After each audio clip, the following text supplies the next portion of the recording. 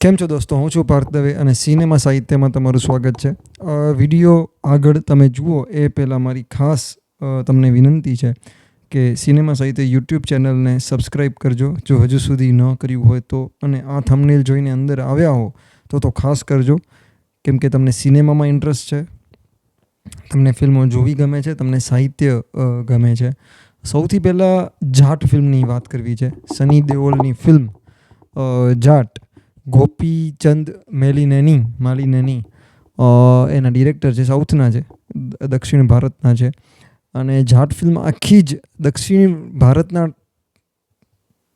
ટેમ્પલેટમાં north Indian સ્ટારને મૂકી દીધા હોય એ રીતે બનાવેલી ફિલ્મ છે. જેવી રીતે જવાનમાં એટલી સાહેબે વિજય થાલાપતિની જગ્યાએ શાહરૂખ ખાનને બેહાડી દીધા હતા, એવી જ રીતે આમાં સની દેઓલ સાહેબ બહુ મોટી ઉંમર છે પણ આપણને ગમે.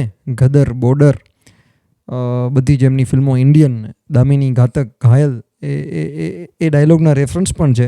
સૌથી પહેલો જ ડાયલોગ સની દેઓલનો એવો છે કે મારા 2.5 કિલોના હાથની તાકાત નોર્થ ઇન્ડિયાને તો ખબર છે પણ હવે સાઉથ ઇન્ડિયન જોશે. અને એ ફિલ્મની સિચ્યુએશન પણ એવી છે કે રણદીપ હુડાનું જે રાણા તુંગાનું પાત્ર છે, જે સાઉથ ઇન્ડિયન, જે અન્ના, એ ત્યાંનું છે, દક્ષિણ ભારતનું, અને બધી દક્ષિણ ભારત વચ્ચે એક નોર્થ ઇન્ડિયન જાટ એ ત્યાં જાય છે અને કઈ રીતે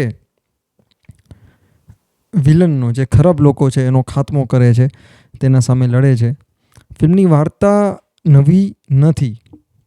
બહુ બધી વખત દક્ષિણ ભારતની ફિલ્મોમાં, ઇવન આપણી નોર્થ ઇન્ડિયન એટલે કે બધી હિન્દી બેલ્ટની ફિલ્મોમાં પણ જોયું છે, પણ એનું પ્રેઝન્ટેશન ઇન્ટરેસ્ટિંગ છે. ઇન્ટરવલ સુધી તો બહુ જ સરસ કોમિક અને રોમાંચક વેમાં વાર્તા જાય છે. સની દેઓલને જોવાની અભિનયમાં મર્યાદા છતાંય મજા પડે છે. એ ડાયલોગ્સ પણ બહુ જ આમ પ્યોર મેલોડ્રામાની રીતે બોલે છે. આમ કે કોણ છે તારા, મેરી બહેને હે મેરી, આમ કે આમ ટિપિકલ, એમ કે આમ અચાનક સની દેઓલનો વારો આવે ને તો રાડો પાડે, એમ નાટક ચાલતું હોય ને જોરથી, પણ એ જ છે, એ જોવું ગમે છે લોકોને. અને જે સની દેઓલમાં જે લોકોને જોવું ગમતું 90sમાં, એ ફરી આ ડિરેક્ટરે બતાવ્યું છે. ગદર 2ની સફળતા પછી ઓફકોર્સ એમને વિચાર્યું હશે. બોબી દેઓલ એનિમલમાં એવું જ થયું, વિલન તરીકે આવવા માંડ્યા. ડાકુ મહારાજા એક ફિલ્મ છે પેલી, જેમાં ઉર્વશી રાઉતેલાએ ડાન્સ કર્યો છે. આમાં જાટમાં પણ ઉર્વશીએ આઇટમ સોંગ કર્યું છે. એ ઇન્ટરવ્યૂમાં તો કંઈ પણ બોલતા હોય છે, પણ એ ડાકુ મહારાજામાં બોબી દેઓલ વિલન તરીકે છે. મજબૂત રોલ છે. ફિલ્મ એ સારી છે, એન્ટરટેનિંગ છે, ઇન્ટરેસ્ટિંગ છે. તમને માસ ફિલ્મ જોવી ગમતી હોય, વાર્તા સાથે, એક બહુ સરસ દક્ષિણ ભારતની જેવી વાર્તા હોય એવી વાર્તા સાથે એક માસ ફિલ્મ છે ડાકુ મહારાજા. નેટફ્લિક્સ ઉપર અવેલેબલ છે. જાટમાં જેવું કેરેક્ટર ડાકુ મહારાજામાં બોબી દેઓલનું છે, એક મજબૂત ભાઈ હોય ને એક મજબૂત હોય, એવી રીતના રાણા તુંગા, રણદીપ હુડાનું પાત્ર મજબૂત છે. Randeep Hooda, once upon time in Mumbai મારી ગમતી ફિલ્મ છે. હાઈવે ફિલ્મ ઇમ્તિયાઝ અલીની તો આપણને ગમે છે, એનો અવાજ મજબૂત છે. પણ આ માસ ફિલ્મ છે અને એનું કેરેક્ટર બહુ સરસ બિલ્ટઅપ કર્યું છે. એટલે એને જેને કહેવાય ને, સ્ક્રીન પ્રેઝન્સ વધારે આપી છે વિલનને વધારે મજબૂત, ક્રૂર બતાવ્યો છે. અને સાથે એક સ્ટાઇલ સાથે બતાવ્યો છે રાણા તુંગાને, રણદીપ હુડાને, ડિરેક્ટરે. એટલે શરૂઆતની મિનિટો તો રણદીપ હુડાની સ્ટોરી, અને ઇન્ટરવલ પછી પણ એના ફ્લેશબેકમાં જ ઘણું બધું છે વિલનના. એટલે વિલન જેટલો મજબૂત હોય એટલે જ આપણે એ માર ખાય ત્યારે જોવાની મજા આવે. પણ આમાં ક્યારેક એવું થઈ જાય કે સની દેઓલ એટલે કે હીરો નાયક ઉપર ખલનાયક ભારે પડે છે, એ રીતે કે એની ઇન્ટેન્સિટી વધારે છે. એટલે માથા તો એમને વાઢી નાખે છે રાણા તુંગા, કાપે છે. અને અમુક જે બોલ્ડ દ્રશ્યો હતા, બોલ ઇન ધ સેન્સ કે એક ચર્ચનું કંઈક દ્રશ્ય હતું કે જે એમણે પ્રોડક્શન હાઉસ મૈત્રી જે છે, જેમણે પુષ્પા પ્રોડ્યુસ કરી હતી, તો એમણે માફી પણ માંગી અને સીન ડિલીટ પણ કરી નાખ્યા છે. આમ નવાઈ લાગે કે આ ફિલ્મને યુએ સર્ટિફિકેટ કેમ મળ્યું છે. આમ એડલ્ટ ઇન ધ સેન્સ કે ક્રુઆલિટી વધારે છે. કેમ કે જ્યારે પણ આપણે એડલ્ટ કેની વાત કરીએ તો એમ જ લાગે કે આ સેક્સ સંબંધિત દ્રશ્યોની વાત હશે, પણ જે હિંસક દ્રશ્યો છે કે આમ આંગળી કાપે ને, હાથ કાપે ને, પગ કાપે ને, ગળા કાપે. પુષ્પાના મેં વાત કરી તો પુષ્પાના પણ કેરેક્ટર્સ આમાં છે. 2 થી 3 કેરેક્ટર્સ આમાં જાટમાં છે. સની દેઓલને જોવાની મજા આવે છે. It's like a celebration of Sunny Deol Jaat, એમ કે આપણને એવું લાગે કે 2.5 કલાકની ફિલ્મ છે પણ નીકળી જાય છે. એક્શન દ્રશ્યો સરસ કોરિયોગ્રાફ થયા છે. હવે તો કેવું છે, એક્શન દ્રશ્યો ટેકનોલોજી એટલી સરસ થઈ ગઈ છે ને, એક્શન દ્રશ્યો એટલા ઇનોવેટિવ, પુષ્પા લઈ લો, એનિમલ લઈ લો, સરસ થાય છે. તો કોણ અલગ રીતે, કોણ વધારે સારી રીતે એક્શન દ્રશ્યો કરી શકે, શૂટ કોરિયોગ્રાફ કરી શકે એક્શન, એ જોવાનું છે. તો એક મેં જાટ ફિલ્મની વાત કરી, મેં તમને આમાં રસ પડ્યો હોય ને ફિલ્મ જોવાની બાકી હોય તો જોજો, અને તમે જોયું હોય તો તમે કોમેન્ટ્સમાં કહેજો કે તમને ફિલ્મ કેવી લાગી. કેસરી 2, કેસરી ફિલ્મ આવી હતી જે સારા ગઢીની જે આપણને ખ્યાલ છે એ પ્રમાણે જોઈ હતી. ફિલ્મ બહુ સારી હતી. બી પ્રાગનું ગીત હતું તેરી મિટ્ટી મેં મિલ જાવા, એ વધારે પોપ્યુલર થયું હતું. અક્ષય કુમાર બહુ એટલે ઓછા સમયમાં ઘણી ફિલ્મો કરી લે છે, પણ કેસરી બહુ સારી હતી. મિશન રાનીગંજ ફિલ્મ એટલી નથી ચાલી પણ ફિલ્મ સારી છે. જો તમે ન જોઈ હોય તો જોજો, એ પણ બાયોપિક હતી. અને આ એક શંકર જે એડવોકેટ છે એના ઉપર આધારિત કેસરી 2 છે, જે જલિયાવાલા બાગમાં જે થયું. હિરોઇઝમ, દેશભક્તિની વાત છે, હિરોઇઝમ છે. તેરી મિટ્ટી મેં મિલ જાવાનું ગીતનો ફરી અહીં ઉપયોગ થયો છે, જે જનરલ ડાયર સામેના ડાયલોગ્સ છે. ઘણું બધું કલ્પના છે.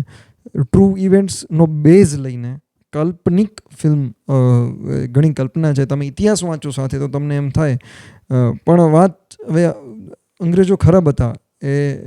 એમણે બાથરૂમની બહાર લખ્યું હતું કે dogs and Indians are not allowed, એટલે એ કોઈ સારા નહોતા, એટલે એને વધારે ખરાબ બતાવ્યા છે. અને અમુક એવા સિચ્યુએશન છે જે ઊભી કરવામાં આવી હોય, પણ ફિલ્મ જોતી વખતે મજા આવે છે. બેકગ્રાઉન્ડ મ્યુઝિકનો સરસ ઉપયોગ થયો છે કેસરી 2માં. ફિલ્મનું નામ કેસરી 2, આમ તો જે પહેલી ફિલ્મ હતી એના સાથે આપણે કનેક્ટ થઈ અને એક જૂના ગીતનો ઉપયોગ કરી શકાય, અને પ્રોડ્યુસર સેમ છે ઓફકોર્સ, એટલે બાકી આનું નામ કંઈ અલગ પણ રાખી શકત, પણ અલગ નામ રાખત તો આટલું કદાચ ઇમ્પેક્ટ ન પડત. ત્રીજી વાત મિશન ઇમ્પોસિબલની આપણે કરીએ એ પહેલાં, જો તમે કેસરી 2 જોયું હોય અને તમને ગમી હોય તો કોમેન્ટ્સ કરજો. તમને શું ના ગમ્યું, શું ગમ્યું એ પણ કહેજો. અને ન જોયું હોય તો જોજો, ગમશે, જોવી ગમશે, કે લય નથી તૂટતો. અને બંનેમાં એક એક્ટ્રેસ છે જે રાણા તુંગાના વાઇફ બને છે, ને જેમાં અક્ષય કુમારના વાઇફ બને છે, જે રોકેટ બોયઝમાં પણ હતા. અત્યારે હું નામ એનું ભૂલી રહ્યો છું, કંઈક કેસિન્ડ્રો એવું કંઈક નામ છે, હું નામ ભૂલી રહ્યો છું. એનો અભિનય સારો છે જાટમાં. કેસરીમાં તો બહુ ઓછી સ્ક્રીન પ્રેઝન્સ મળી છે. કેસરીમાં અનન્યા પાંડેનો અભિનય સારો છે. તો આ ફિલ્મ તમે જોઈ હોય તો મને કહેજો કેવી લાગી, અને ન જોઈ હોય તો જોજો. મિશન ઇમ્પોસિબલ ટોમ ક્રૂઝની એનો 8મો ભાગ, ફાઇનલ રિકલિંગ સમથિંગ કંઈક નામ છે, સોરી હું નામ ભૂલી જાઉં છું. તો ઘણા કલર રંગ ન ઓળખી શકે અને મારે નામમાં થોડું એવું છે. અને તો પણ 8મો ભાગ છે મિશન ઇમ્પોસિબલ. ટોમ ક્રૂઝ જે પોતે જ સ્ટન્ટ એક્શન દ્રશ્યો કરે છે, અને એનો સેલિંગ પોઈન્ટ પણ બની ગયો. એનો રોમાંચ છે, આપણને મજા આવે. એજન્ટ ઇથન હન્ટ અને દિલ ધડક દ્રશ્યો કરતાં, પ્લેનમાંથી ઉડતા, દરિયામાં સબમરીન પાસે જતા, કે દોરડે લટકતા, બુર્જ ખલીફા ઉપર લટકતા જોવાનો. અને 62 વર્ષ છે આઈ થિંક ટોમ ક્રૂઝની ઉંમર, અને પોતે જ સ્ટન્ટ કરે છે. મિશન ઇમ્પોસિબલ એને પોતાને જ કંઈક અલગ કરવું હતું. એને ઇન્ડસ્ટ્રીમાં 15 વર્ષ થઈ ગયા, અને પછી એણે મિશન ઇમ્પોસિબલ પહેલી એક સિરીઝ હતી, ટીવી સિરીઝ હતી, તમને ખ્યાલ હશે. મિશન ઇમ્પોસિબલ એક ટીવી સિરીઝ હતી જેના ઉપરથી એની ડીવીડી કંઈક જોઈ હતી આપણા ટોમ ક્રૂઝ ભાઈએ, અને એણે એઝ અ પ્રોડ્યુસર તરીકે નક્કી કર્યું, ડિરેક્ટર લીધા અને એઝ અ હીરો એને શરૂ કર્યું. ને એમ કરતાં કરતાં 8મો ભાગ આવી ગયો. 30 વર્ષ થઈ ગયા એજન્ટ ઇથન હન્ટને. અને આઈમેક્સમાં રિલીઝ થઈ રહી છે, આઈ થિંક 23મી મે ના રિલીઝ થઈ રહી છે આઈમેક્સમાં. તો આપણે જોઈશું ટોમ ક્રૂઝને. તો ટોપ ગનથી કરીને આપણે જે ચાહકો છે હોલિવૂડના, એ ટોમ ક્રૂઝને જોતા જ હોય છે. એ સિવાય મીઠડા મહેમાન ગુજરાતી ફિલ્મ આવી છે, હું નથી જોઈ શક્યો, નથી પહોંચી શક્યો. એ સિવાય કોઈ ફિલ્મ તમે કોઈ નવી જોઈ હોય તો ખાસ કોમેન્ટમાં કહેજો. કોઈને અને આ પ્રકારનું ફિલ્મો વિશે સાંભળવું ગમતું હોય તો કહેજો. કોઈ ફિલ્મ, જૂની ફિલ્મ વિશે વાત કરવી હોય તો પણ ખાસ કહેજો. હું તો જાટ પછી મેં વિચાર્યું છે કે હું દામિની જોવાનો છું. 2.5 કિલો કા હાથ ડાયલોગ એમાં હતો. દામિની ફિલ્મની રસપ્રદ વાત એ છે કે રાજકુમાર સંતોષીની ફિલ્મ હતી, અને એમાં સની દેઓલનું બહુ ઓછું, એટલે જેટલું જે અભિનેત્રી છે શેષાદ્રી નામ અગેન, તો એમના સાથે જે ખરાબ થાય છે, આઈ થિંક ઇન્ટરવલ બ્લોક ટાણે સની દેઓલ આવે છે, અને એ વકીલનું કેરેક્ટર છે, અને શાંતિથી ડાયલોગ્સ બોલે છે. અને જે પોપ્યુલર થયું એ કેરેક્ટર, તારીખ પે તારીખ વાળું, ડરમાં ઊંધું થયું હતું. સની દેઓલ સુપરસ્ટાર હતા, જુહી ચાવલા હતા, અને શાહરૂખ ખાનને એઝ અ વિલન તરીકે લેવામાં આવે છે યશ ચોપડા, અને શાહરૂખ ખાન આજે ડરથી પણ ઓળખાય છે.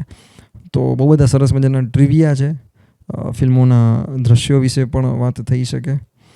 હું બધું મોઢે બોલતો હોઉં છું, કોઈ સામે પેલું રાખેલું નથી હોતું, અને આમ તો તૈયારી પણ ફિલ્મો આપણા રક્તકણ શ્વેતકણની જેમ ફિલ્મકણ છે, એટલે ફિલ્મો વિશે પણ બહુ નથી જોવું પડતું, એટલે નામોમાં લોચા થઈ જાય, અને ખોટા નામ બોલવાનો કંઈ મિનિંગ નથી હોતો. વર્ષ અને નામ તો તમે નેટ ઉપર સર્ચ મારીને પણ જોઈ શકો. તો થેન્ક યુ. તમે અત્યાર સુધી જો વિડીયો જોયો હોય તો અમારા એડિટર જે છે અને ચંદ્રેશભાઈ નિસર્ગભાઈ છે એ તો અહીંયા સુધી જોયું જ હશે એમણે, કેમ કે એડિટ કરવા માટે. પણ તમે જો અહીંયા સુધી સાથે જોયું હોય તો તમારો ખૂબ ખૂબ આભાર. લાઈક કરજો, શેર કરજો, સબસ્ક્રાઈબ કરજો યુટ્યુબ ચેનલને, અને આપણે જોડાયેલા રહીશું. Thank you.